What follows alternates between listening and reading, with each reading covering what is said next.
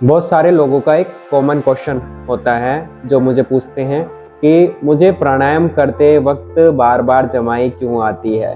क्या मैं बोर हो रहा हूँ, क्या मैं गलत ब्रीदिंग कर रहा हूँ, या मेरे साथ कोई प्रॉब्लम है, क्या मैं बीमार हूँ। तो आज इसको हम थोड़ा डिटेल में समझेंगे कि बार बार हम यौन क्यों करते हैं।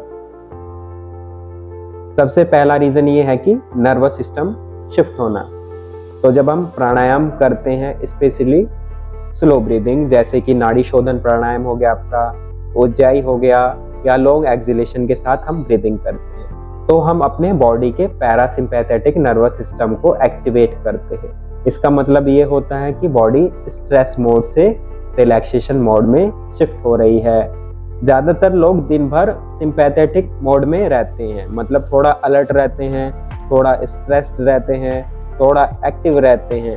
तो जब आप धीरे धीरे कंट्रोल के साथ सांस लेते हैं, यानी प्राणायाम करते हैं, तो क्या होता है, हमारा हार्ट रेट स्लो हो जाता है, मसल्स रिलैक्स हो जाती हैं और वेगस नर्व भी एक्टिवेट होती हैं।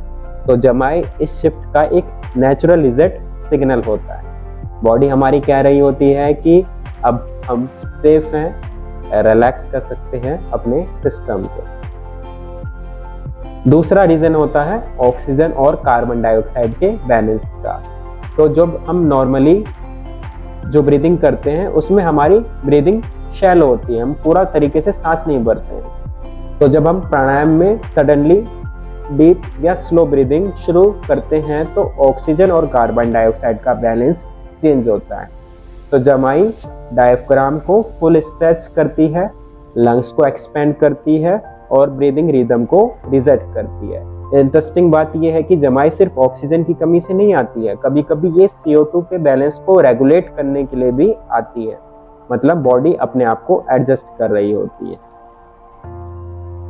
तीसरा रीज़न ये है कि जो हिडन फटीग होती है वो रिवील होती है, जो छुपी हुई थकान होती है वो सरफेस पे आती है। ये बहुत ही इंपॉर्टेंट है। आजकल हम लोग कैफीन, स्ट्रेस और एड्रेनलिन पे चल रहे हैं। आपको लगता है कि आप टायर्ड नहीं हो, पर एक्चुअली बॉडी स्टिमुलेटेड होती है। जब प्राणायाम से नर्वस सिस्टम काम होता है तो वो आर्टिफिशियल स्टिमुलेशन कम करता है और असली थकान वो हमारे सरफेस पे आ जाती है। तो जमाई का मतलब ये नहीं है कि प्राणायाम ने आपको टायर्ड कर दिया, मतलब आप पहले से टायर्ड थे और बॉडी को रिलैक्स करने का अब मौका मिला है, तो जमाई आती है। फोर्थ रीज़न ये है कि इमोशनल रिलीज। हमारे ब्रेथ का डायरेक्ट कनेक्शन हमारे इमोशनल ब्रेन से होता है। जब आप स्लो ब्रीदिंग करते हैं तो लिम्बिक सिस्टम भी काम होता है। कभी कभी जमाई इमोशनल रिलीज का पार्ट भी हो सकती है। आप नोटिस करेंगे कभी कभी यौन करते समय आंखों से हल्का पानी भी आता है। जॉ और थ्रोट में स्ट्रेच भी होता है। हमारा जॉ और डायफ्राम न्यूरोलॉजिकली आपस में कनेक्टेड होते हैं। तो जब डायफ्राम आपका रिलैक्स होता है तो जॉ भी नेचुरली ओपन हो जाता है और आप यौन करते हैं, यानी जमाई आती है। तो जमाई आना कब कंसर्न की बात है, यानी चिंता की बात है।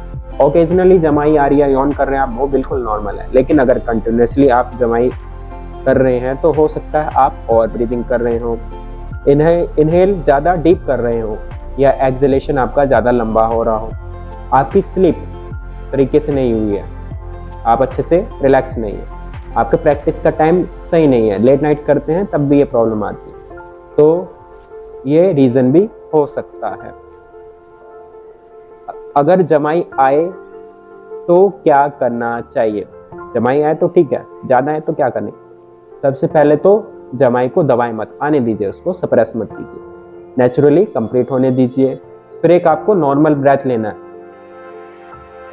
और प्रैक्टिस को कंटिन्यू रखना है, अपने प्राणायाम की प्रैक्टिस को। अगर बार बार आ रही है तो अपनी स्पाइन को थोड़ा सा सीधा करें, सीधा बैठें और एक्सहेलेशन को थोड़ा सा शॉर्ट करें और ब्रेथ को जेंटल रखें। ये प्रैक्टिस से पहले आप प्राणायाम की प्रैक्टिस से पहले थोड़ा सा डायनेमिक मूवमेंट भी कर सकते हैं, थोड़ा सा एक्सरसाइज कर सकते हैं, जॉगिंग कर सकते हैं, उससे भी यौन नहीं करेंगे आप। तो नेक्स्ट टाइम आपको जब जमाई आए प्राणायाम करते समय तो उसे जज मत करें, ये बॉर्डम नहीं है, ये गलती नहीं है, ये साइन है कि आपका नर्वस सिस्टम रिलैक्स कर रहा है और आज के टाइम में रिलैक्स कर पाना ही सबसे बड़ी हीलिंग है। तो बस सांस लेते रहिए और ऑब्जर्व करते रहिए और प्राणायाम का लाभ उठाते रहिए, आनंद में रहिए। तो आज की वीडियो को देखने के लिए धन्यवाद। वीडियो अच्छी लगी है तो लाइक कर सकते हैं और लोगों के साथ शेयर कर सकते हैं, चैनल को सब्सक्राइब कर सकते हैं।